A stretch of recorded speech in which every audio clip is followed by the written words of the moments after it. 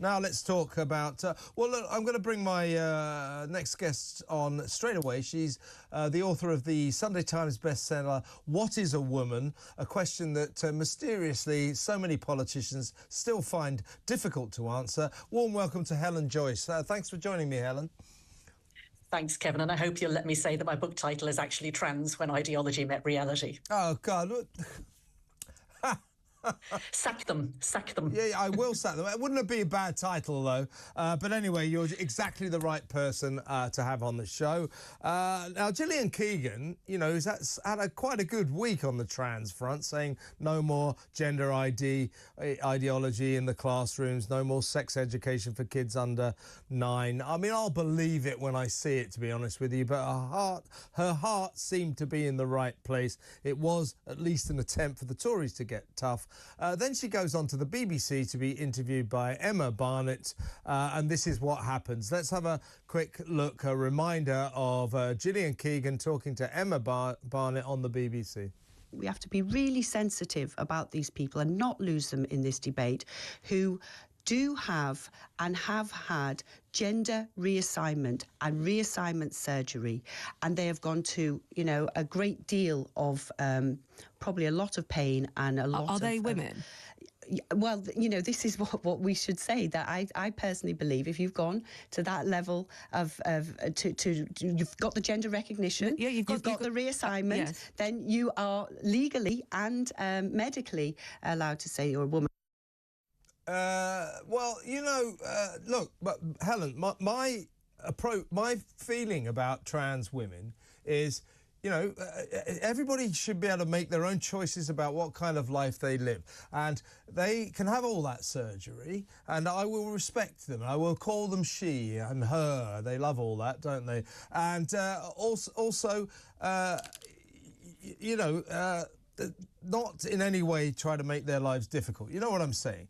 But go along with what they want to be. But if you take me to the point where I have to state a biological lie that a person born a male can become female, that's when I draw the line. Now, Gillian Keegan has fallen right back into that there, hasn't she?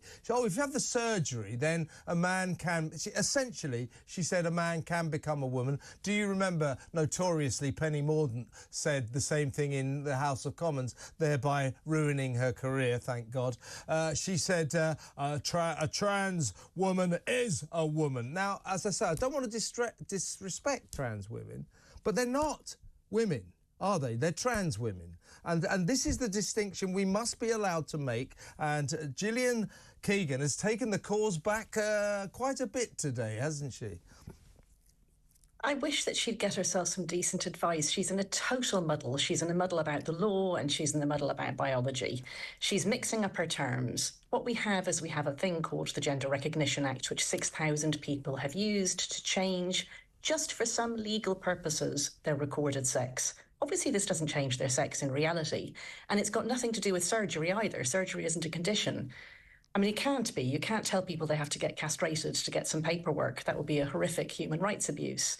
So she's never had anyone explain to her in words of one syllable what the law actually says, and she's muddling up gender reassignment, which is actually just a different thing in a different law, Equality Act.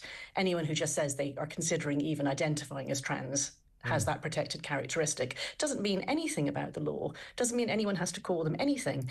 And even the people with the pieces of paper, all it means is for your paperwork and your some interactions with the government. It doesn't mean the rest of us have to believe or say anything.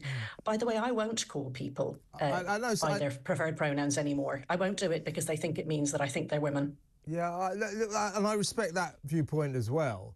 I mean, I'm sure you'll live and let live as well, but my view is live and let live. And if you want me to call you a woman, even though I know you're not, I don't want. I'll do it. I don't mind. However, as I say, what these trans activists want, and you know this, is they want us to accept something that is a lie, that is a biological untruth, and that you've got to sort of, you know, it is madness. not to draw the line at that point. Don't tell me to gather around a line. I don't know if you watched Question Time last night. Similar. I actually missed it. Yeah. Good policy. I had the misfortune to suffer a bit of it, and this question came up. About trans women, and still all the politicians on the panel are dancing around it. They won't say a trans woman is not a woman. They won't say a trans woman is biologically male. And what has gone? Why can't politicians just respect us by telling us the truth? Why are they? Because they're cowards. Because they're cowards. Because they know that they'll get shouted at by the fringes of their party. But the problem for Gillian Keegan is that she doesn't need to say any of this. She's the education minister, and she had just brought out something about sex education, which nobody over 18 gets.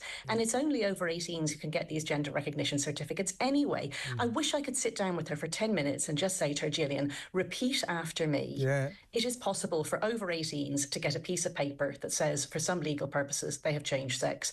It isn't possible for under 18s. So it has nothing to do with schools. In schools, every boy is a boy, every girl is a girl. There is no ambiguity about that. There's no need to pretend or worry about the law or anything like that. Just think about reality, think about how you educate children, and think about safeguarding. You cannot safeguard kids if you lie about sex.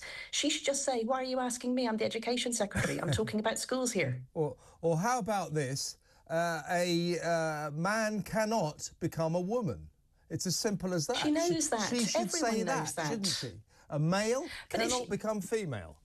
Yeah, but you're willing to say she, her. And you're willing to say it because it makes no difference to you. You're not the one who's changing rooms. If I say she, her to a man, he thinks that he thinks that he's entitled to come into my changing rooms. You don't have skin in the game here. Yeah, no, I very much agree with that. I suppose I'm being slightly...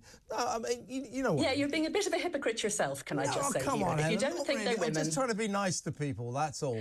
I know, but you're not being nice to the people who need us to be able to say who's a man. OK, well, I might change my policy. It's just that, my view is that if you want me to call you a woman, I'll call you a woman. If you want me to say she, her and all that, I'll do that. But don't you tell me you are actually a woman. At that point, I'll start calling you a bloke, and that's what I do actually, so I'm sure you approve of that. How's that? I do. What are we going to do about all of this, Helen? I mean, Gillian... The policies are good. But Gillian Keegan... The policy is good. Gillian Keegan, with this interview on the BBC, undid all the good work the Tories did this week, didn't she?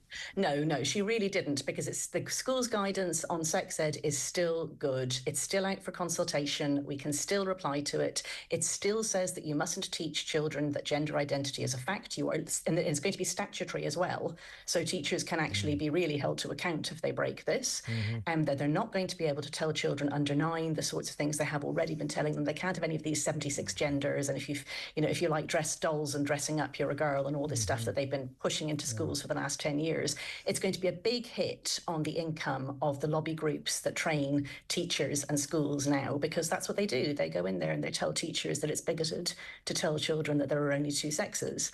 So I think if this gets through, actually, this is just froth that Gillian Keegan is saying this, but I wish she would get herself some decent advice and listen to it and practice a few lines. Yeah, she tied herself up in knots, didn't she? And, unnecessarly. In my view, they go, oh, gender's not the same as sex. Well, what I think is this is the number of genders there are 2.